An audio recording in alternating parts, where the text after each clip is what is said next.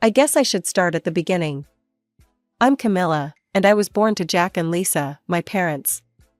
Dad was always busy with his business stuff, and Mom was a teacher at the local elementary school.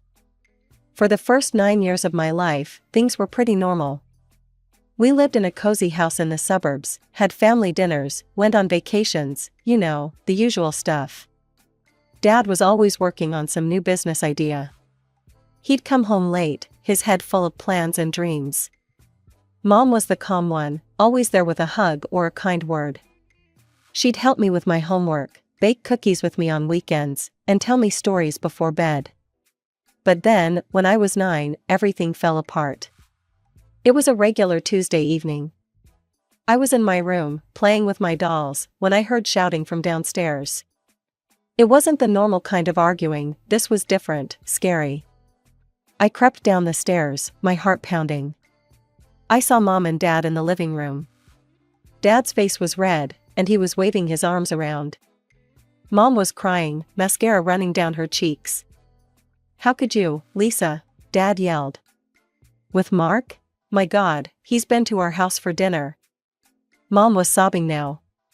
"I'm sorry, Jack, it just happened. I didn't mean for it to." "Didn't mean for it to what? To destroy our family?" Dad's voice cracked. The next few weeks were a blur.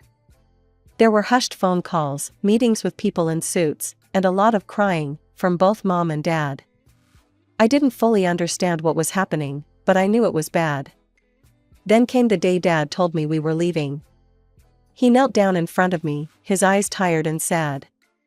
"Camilla, honey, you and I are going to be living somewhere else. We're leaving the house for your mom." "Why can't we stay here with Mom?" I asked, my lower lip trembling. Dad looked around the living room, his gaze lingering on the family photos. "It's complicated, sweetie. But we both love you very much. That will never change." As Dad and I drove away from our house, my stuffed animals and favorite books piled in the back seat, I felt like my whole world was crumbling. I didn't know it then, but this was just the beginning of a long, painful journey. Life with Dad turned out to be way different than I expected. At first, I thought we'd be struggling, you know? But Dad's business suddenly took off. Before I knew it, we were moving into this huge house, even bigger than our old one. It was weird, living somewhere so fancy when I still felt so messed up inside. Dad was working all the time. He'd leave before I woke up and come home after I was in bed. A lot of days, I'd end up at Grandma and Grandpa's house, that's Robert and Eleanor, Dad's parents. "Camilla, honey, come help me with these cookies," Grandma would say, trying to keep me busy. Grandpa would take me out to the garden, teaching me the names of all the plants. They were nice and all, but it wasn't the same as having my parents around. When Dad was home, he was different. Stricter, I guess. "Camilla, have you done your homework?" he'd ask as soon as he walked in the door. Or, "Camilla, your room's a mess. Clean it up before dinner." It was like he was trying to be both Mom and Dad, and not really managing either. But I gotta give it to him, he was trying. Every Sunday became what he called Daddy-Daughter Day. We'd go out and do stuff together, just the two of us.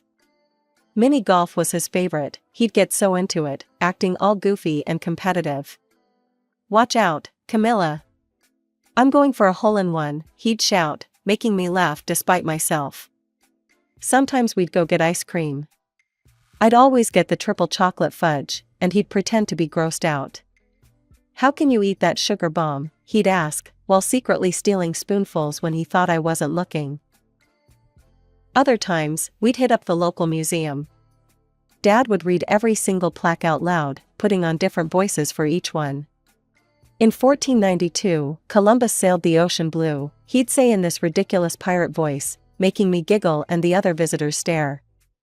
When I turned 10, Dad signed me up for piano lessons. I wasn't too thrilled about it at first, but it turned out to be pretty cool.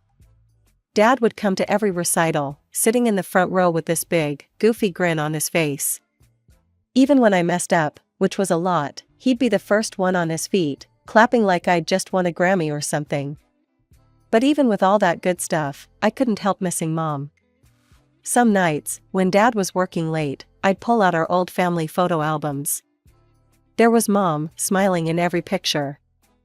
I'd trace her face with my finger, trying to remember what her laugh sounded like, or the smell of her perfume.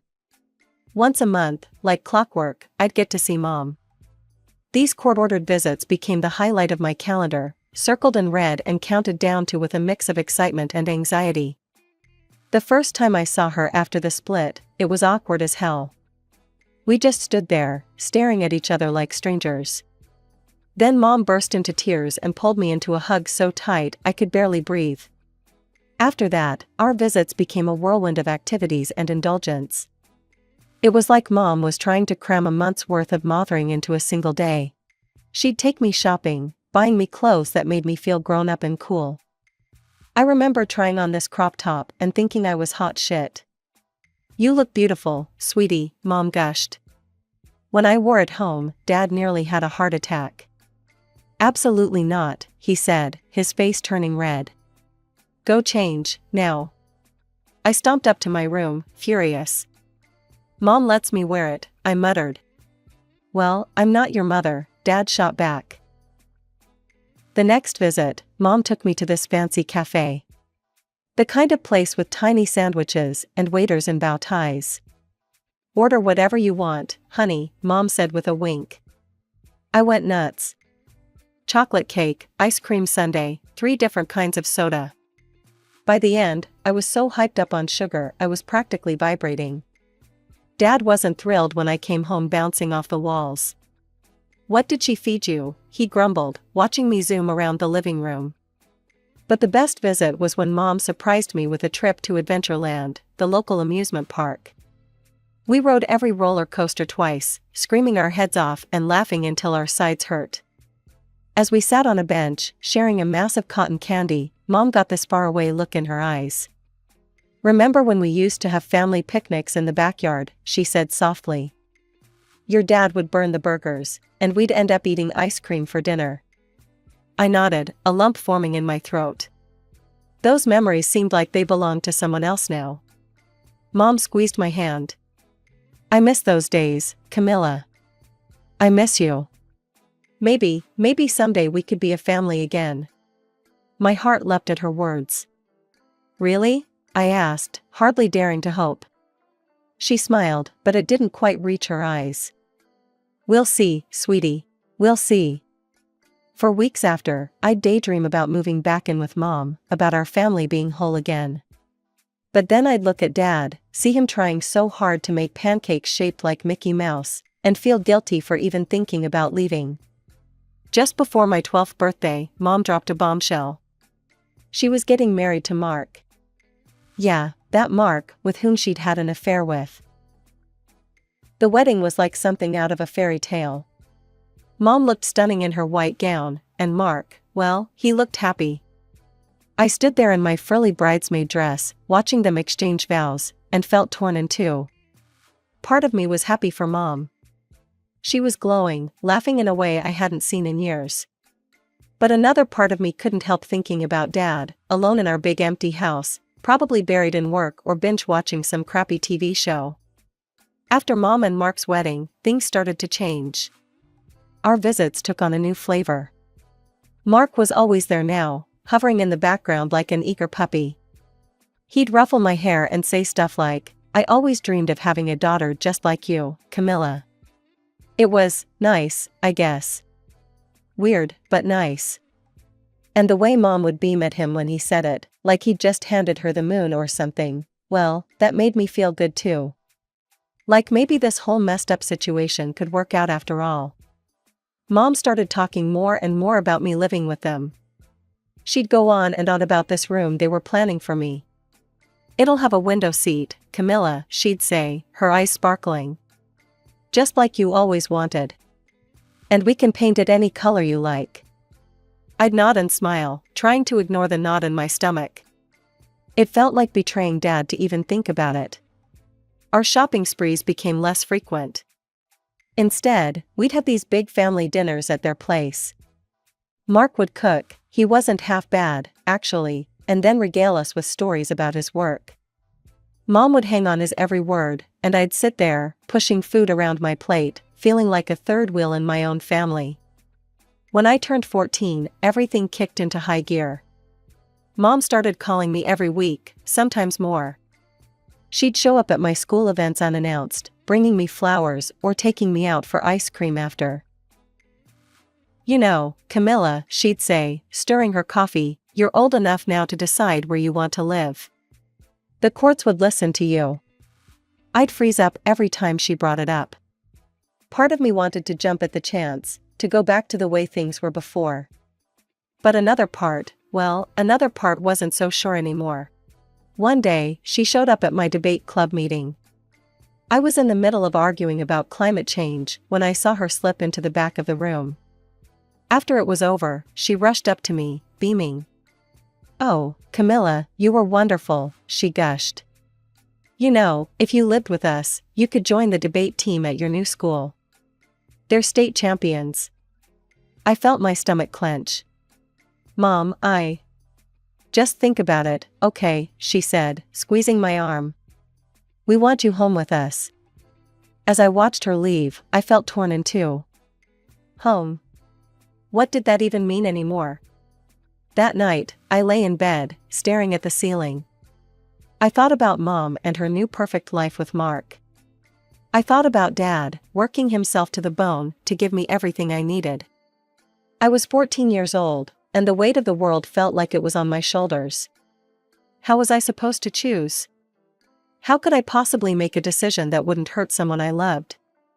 My 15th birthday was coming up, and instead of being excited, I was dreading it. Mom and Dad were at each other's throats about who would host my party. It all came to a head at this family dinner at Dad's place.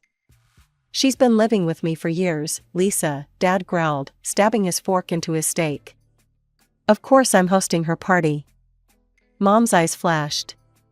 "She's my daughter too, Jack. I have a right to celebrate her birthday."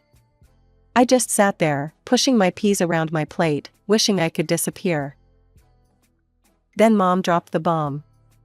"Camilla," she said, her voice suddenly soft, "you're old enough now to decide where you want to live. Who do you choose?" The room went dead silent. I could feel everyone's eyes on me, Mom's hopeful, Dad's hurt, Mark's expectant. My throat closed up. I couldn't breathe. "I want to live with Mom," I whispered, my voice barely audible. The look on Dad's face. God, I'll never forget it. It was like I'd reached into his chest and ripped out his heart. He just crumpled. Before I knew it, I was packing my bags. Mom and Mark were over the moon, helping me move my stuff into their place. Dad just stood in the doorway, watching, his eyes hollow. "You can come back anytime, pumpkin," he said as I left. Anytime. The first few weeks at Mom and Mark's were like a dream. They took me shopping for my new room, letting me pick out this super expensive, trendy bedroom set. They enrolled me in this fancy private school, Westfield Academy. "You'll get a top-notch education here," Mom gushed. "This is the start of a bright future, Camilla." And the family game nights? They were a blast. We'd play Monopoly or Catan, laughing and trash-talking each other. For a while, I thought I'd made the right choice. But then, things started to change. It started small. Mom making comments about my clothes or my hair. "Honey, are you sure you want to wear that? It's not very flattering." Or, Mark's niece always looks so put together. "Maybe you could try styling your hair like hers?" Then it was my grades. I was struggling to keep up at Westfield. It was way harder than my old school. "A B-, Camilla?" Mom frowned, looking at my report card. Mark's niece is top of her class. Maybe you're not applying yourself enough." The game nights became less frequent. More and more often, I'd come home to find a note on the fridge, "Gone out with the Petersons. Leftovers in the fridge. Don't wait up." I'd heat up my dinner and eat alone in my room, staring at the fancy decor that suddenly felt cold and impersonal. The final straw was the vacation. They'd been promising me this amazing trip to Hawaii for months. I was so excited, counting down the days. Then, 2 weeks before we were supposed to leave, Mark sat me down. "Listen, kiddo," he said, not quite meeting my eyes, "we're going to have to postpone the trip. Just some financial stuff we need to sort out. You understand, right?" I nodded, forcing a smile. But inside, I felt something crack. That night, I lay in my fancy new bed, in my fancy new room, in this house that was supposed to be my home, and I cried. I cried for the life I'd left behind, for the dad who was probably sitting alone in his big empty house, for the little girl who thought she could have it all. The days leading up to the final custody hearing were tense. Mom was all smiles and reassurances, but I could feel the undercurrent of anxiety in the house. It was like walking on eggshells, everyone trying to pretend everything was perfect. I couldn't sleep. The pressure of the upcoming hearing, the growing unease I felt in this house, it all swirled in my head, keeping me awake night after night. It was about a week before the hearing when it happened. I woke up in the middle of the night, my throat dry as sandpaper. Figuring everyone was asleep, I crept downstairs for a glass of water. As I reached the bottom of the stairs, I heard voices coming from the kitchen. Mom and Mark, having what sounded like a heated discussion. I froze, not wanting to interrupt. That's when I heard it. "I'm tired of pretending that I like having her here," Mark's voice, harsh and annoyed. "The kid is constantly draining our resources." My heart stopped. I pressed myself against the wall, hardly daring to breathe. I know, Mom replied, her voice low and urgent. "But think about the tax breaks and the alimony. Once we have full custody, we'll have a steady income stream from Jack." I felt like I'd been punched in the gut. Mom was using me for money? Mark's voice again, skeptical. "I hope it's worth it. I didn't sign up to be a full-time dad to a teenager." "Just a little longer," Mom said, her voice soothing now. "Once she's officially ours, we can start setting some stricter rules. Maybe even send her to boarding school." I didn't wait to hear more. I bolted back upstairs, my need for water forgotten. I dove under my covers, shaking, tears streaming down my face. It had all been a lie.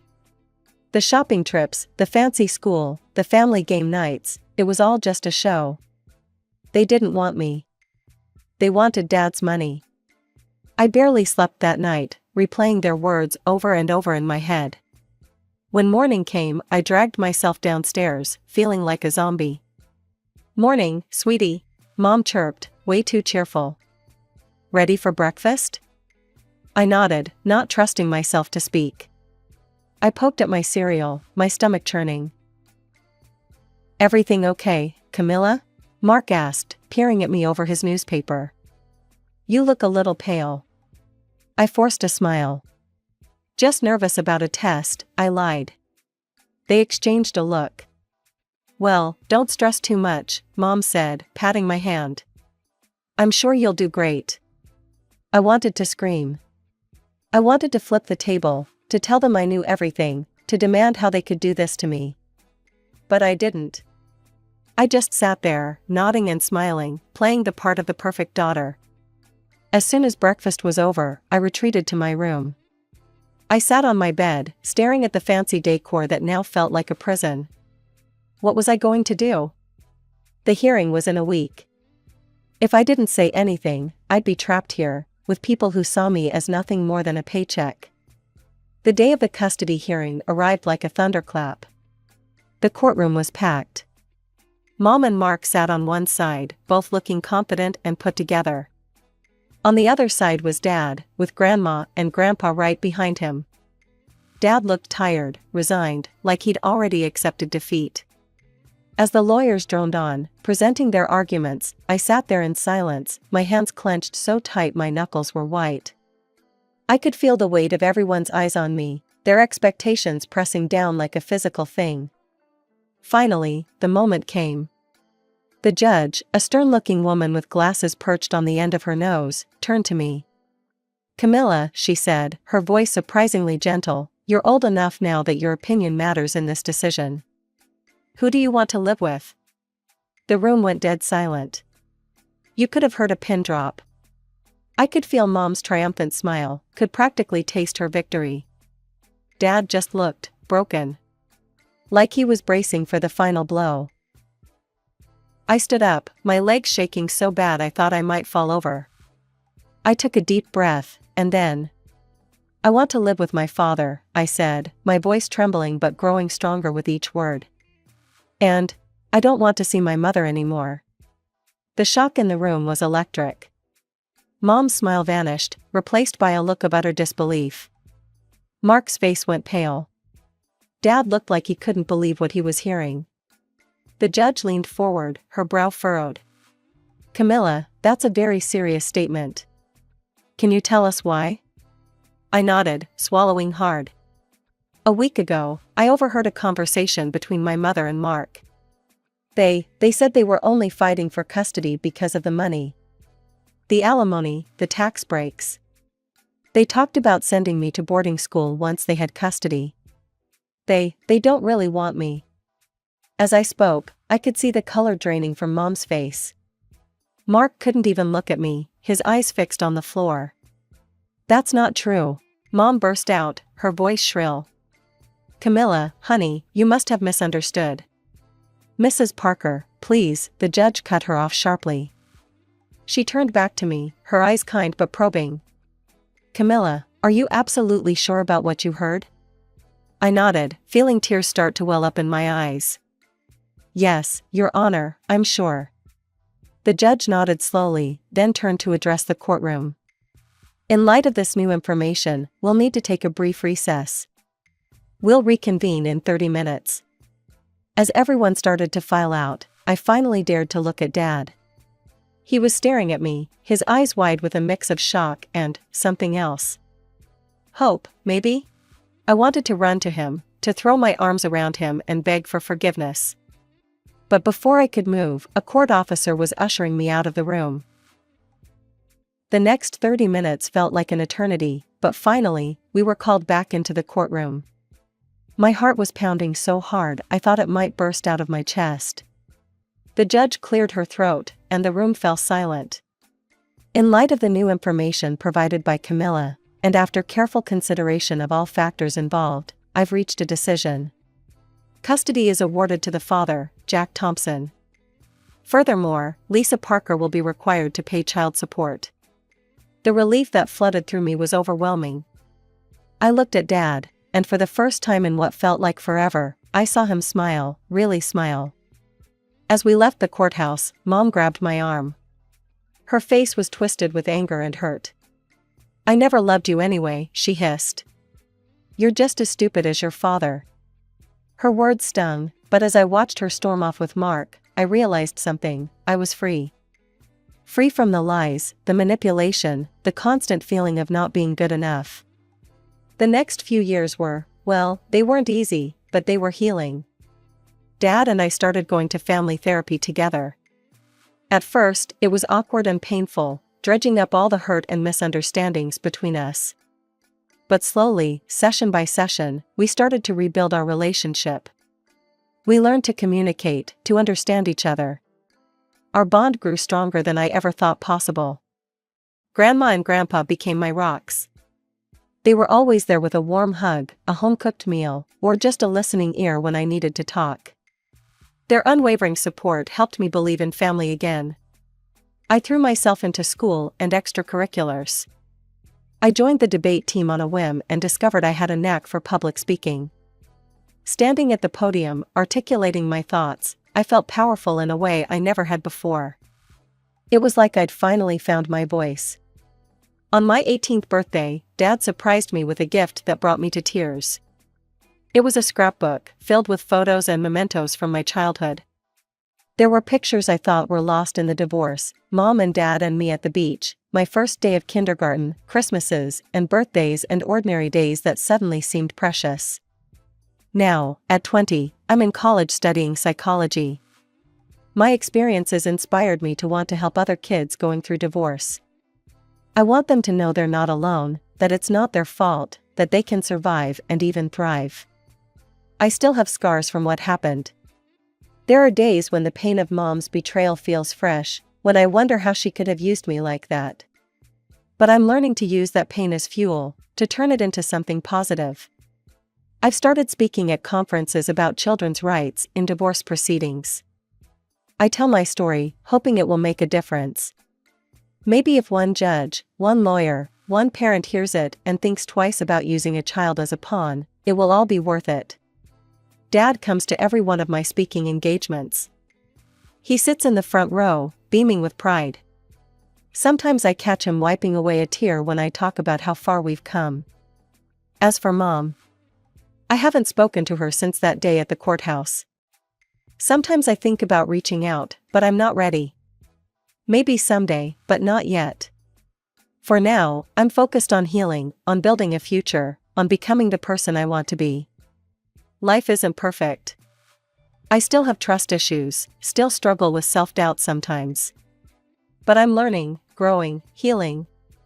And I'm surrounded by people who love me for who I am, not what I can do for them.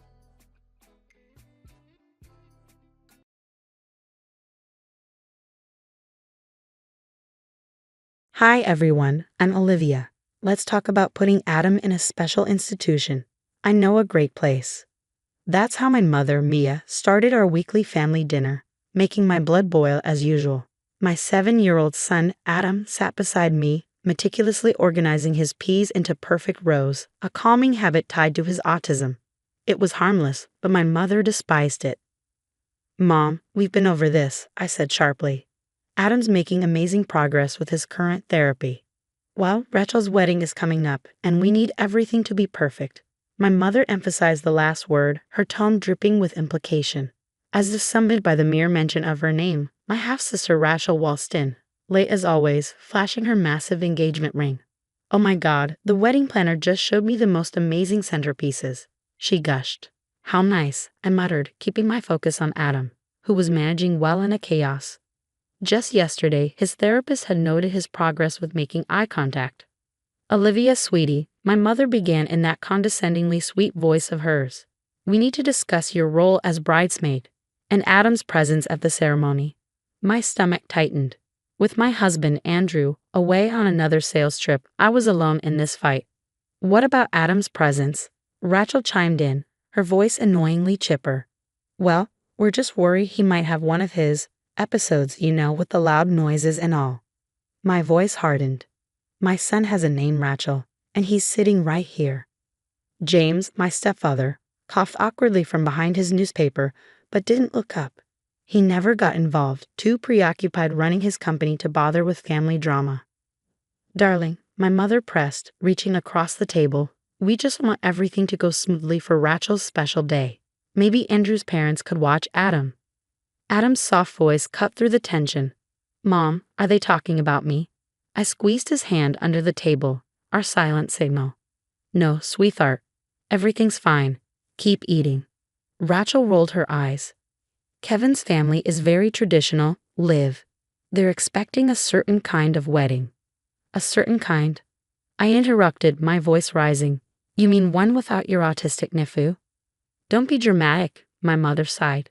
We're trying to help. Your parenting choices are unconventional. Unconventional? I shot back. Because I refuse to hide my son away. Because I'm proud of who he is. Rachel smirked, gesturing to Adam. Look at him now, playing with his food. That's exactly what I mean. That's enough. I stood abruptly, my chair scraping the floor. Adam, honey, we're leaving. As I buckled him into the car seat, Adam's big blue eyes searched mine. Mom, are you mad? Not at you, baby. Never at you. Driving home, I couldn't shake the sense that this wedding drama was far from over. Little did I know, I was absolutely right. At the rehearsal dinner, the country club buzzed with activity. Adam sat quietly in a corner, absorbed in his tablet. I noticed my mother huddled with her friend Sarah, who worked as a nurse. Their furtive glances toward Adam sent a chill down my spine. I brought what you asked for, Sarah whispered, slipping something into my mother's purse. Just a mild sedative, my mother muttered. It's for the best. Olivia doesn't understand what's at stake. My heart dropped. Was I hearing this right? pretending to fix Adam's collar. I watched as my mother moved toward the drink station, where his apple juice sat waiting. "Hey, sweetie, want your juice?" she called, reaching into her purse. I bolted across the room. "What are you doing?" My mother jumped, dropping a small pill bottle. Purple tablets spilled across the floor. "Are these Xanax?" someone murmured. "Mom, were you trying to drug my son?" My voice shook with rage. The room fell silent. Rachel rushed over, her rehearsal dress swishing. "What's going on?" "Your grandmother was about to slip medication into Adam's drink," I exclaimed. "Olivia, don't be absurd," my mother scoffed. "It's just something to help him stay calm." "To help him stay calm? He's not a dog you can tranquilize." Sarah tried to back away, but I blocked her path. "You gave her these, didn't you?" "I was just trying to help," Sarah stammered. Mia said, "Adam might have a meltdown." Rachel interjected, "Maybe Mom has a point." "The only risk here," I snapped, "is your grandmother going to jail for trying to drug a child." At that moment, the doors burst open and Andrew strode in. "I caught an early flight," he announced, taking in the tense scene. "What's going on?" Before I could respond, my Aunt Amelia jumped in. "It's just a misunderstanding. Mia was only trying to help." "Help?" Andrew's face darkened as I explained what had happened. "You tried to drug our son," he demanded. "Mia, you're overreacting," my mother insisted, her voice strained but unwavering. "It was just a little something to keep him quiet during the ceremony." I bent down, picking up one of the scattered pills. "This is prescription medication," I hissed. "You could have killed him." "Now you're being melodramatic," Rachel snapped. "This wouldn't even be necessary if you had better control over your son." Andrew wrapped his arms around Adam protectively. "We're leaving," he said coldly. "And if anyone so much as thinks about coming near our son with medication again, we're calling the police." As we walked out, my mother's voice followed us. "Olivia always makes everything about her, even my darling Rachel's wedding." I didn't care anymore. Let them talk. All that mattered was protecting Adam from the toxic people who called themselves family. After the rehearsal dinner disaster, I couldn't shake the feeling that there was more to my mother's behavior than just wedding stress. Determined to uncover the truth, I started digging. My first lead came from an unexpected source, a fellow mom from Adam's therapy group. "Your mother told us Adam was violently dangerous," Lisa revealed during a phone call. "She said we shouldn't let our kids near him." "What?" My hands shook with rage. "She came to our support group meeting when you were out sick last month," Lisa continued. "Said Adam had put another child in the hospital." The lies didn't stop there. A few days later, my cousin Emma called me, her voice trembling. "I feel terrible," Emma admitted. "Mia told us Adam tried to hurt your baby niece. That's why we didn't invite you to the christening." As if that weren't enough, a text from Sarah's coworker at the hospital tipped me off to yet another revelation. "They're investigating missing medications. Sarah mentioned your mother's name during questioning." And then the bombshell. James's assistant, Caroline, called me in secret. "Olivia, you need to see these financial records," she whispered. "Your mother's been transferring company funds into personal accounts for months. The wedding expenses, they're astronomical." "Does James know?" I asked, my voice barely above a whisper. "He's starting to notice discrepancies," Caroline admitted. "And there's more. She's been writing checks to people, claiming they're victims of Adam's outbursts." My heart sank as I forwarded everything to James. Within hours, the fallout began. Kevin, Rachel's fiancé, stormed into my house that evening, his face red with fury. "Is it true? The wedding's being paid for with stolen money." "Kevin, Don't lie to me, Olivia," he snapped. "My father's an accountant. He reviewed the documents he sent James." Rachel burst in behind him, her face pale. "What's going on?" she demanded. "You're not supposed to see me before the wedding." "There won't be a wedding," Kevin said coldly, "not until we get answers about the money." "What money?" Rachel stammered, her voice shaking. "Olivia, what did you do?" "Me," I shot back. "Ask your mother about the embezzled funds. Ask her about paying people to lie about Adam." Rachel's face turned ghostly white. Mom wouldn't. Kevin's phone buzzed. "It's my father," he said, glancing at the screen. "He's talking to James right now." Moments later, Sarah appeared at my door, mascara streaking her face. They suspended my nursing license, she sobbed. Mia promised she'd protect me. I crossed my arms, glaring at her. You should have thought about that before stealing medication to drug a child. Rachel sank onto my couch, tears streaming down her face. The venue called, she whispered. James froze the payment accounts. My perfect wedding isn't looking so perfect anymore, is it? I finished for her, my voice sharp. A twisted sense of satisfaction surged through me, but it was quickly swallowed by exhaustion. Olivia, please, Rachel begged, sobbing into her hands. You have to help me fix this. Fix what? I demanded, my voice rising.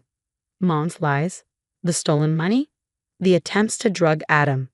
The years of making me feel like a horrible mother. My phone buzzed constantly with messages from family members all saying the same thing. We had no idea. Mia told us. We're so sorry. The truth had finally unraveled, and no amount of designer centerpieces could cover up the mess. A month after the wedding disaster, I sat in the garden, watching Adam play with Ruby, his new therapy dog. The past weeks had been a whirlwind of revelations and consequences, unraveling years of deception. James had called an emergency family meeting at his office. I'll never forget the look on my mother's face as he laid out the evidence. 7 years of systematic fraud. Mia, James said, his tone ice cold, you've stolen nearly $2 million. Mia, you've stolen nearly $2 million. James, darling, I can explain, she stammered. Save it for the divorce attorneys, he shot back. And Rachel, your wedding fund is being seized as evidence. Rachel gasped. But my social committee position, my charity board seats. All gone, James replied flatly. They've already voted you out. The follow-up didn't stop there. Sarah, now desperate to salvage her career, testified during her nursing board hearing. Mia had me forge prescriptions for years, she confessed, her voice breaking. Not just for Adam, diet pills, anxiety medication, sleeping tablets, for her society friends too. The dominoes kept falling. Rachel's perfect life crumbled when Kevin called off their engagement with a scathing social media post. I won't start a marriage based on stolen money and lies. Soon after, Rachel showed up at my door, clutching packed bags. Olivia, please, she begged. I can't afford my condo anymore. I crossed my arms. Try the efficiency apartments on Oak Street. I hear they're always hiring at the diner next door. My mother attempted a dramatic apology over coffee. I was just trying to maintain our family's image. You don't understand the pressure. No, Mom, I replied firmly. You don't understand. Adam was never the problem. You were. One by one, relatives called to apologize. Aunt Amelia broke down in tears. We should have stood up to Mia years ago, Olivia. We watched her torture you and Adam. And we did nothing. Meanwhile, Adam was thriving in his new therapy program. His therapist marveled at his progress now that the constant stress was gone. Mom, Adam asked one morning, his blue eyes sparkling, can I invite Tommy from therapy to my birthday? Of course, sweetheart, I replied smiling. We'll invite whoever you want. Last weekend, we hosted his birthday party in our backyard. The space was filled with joy. Adam's therapy group friends, their understanding parents, supportive family members who had earned back our trust.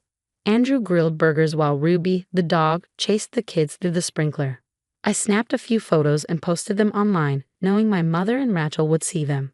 My mother, now living in a modest condo post-divorce, and Rachel, waiting tables between failed job interviews, were no longer part of our lives. Olivia, Andrew whispered, hugging me from behind. Adam's telling jokes to his friends. I looked over at my son. He was surrounded by people who accepted him exactly as he was. He laughed, made eye contact, and felt free to be himself, without fear of judgment or criticism. My phone buzzed with another message from my mother. I miss my grandson. I left it unread, just like the last dozen messages.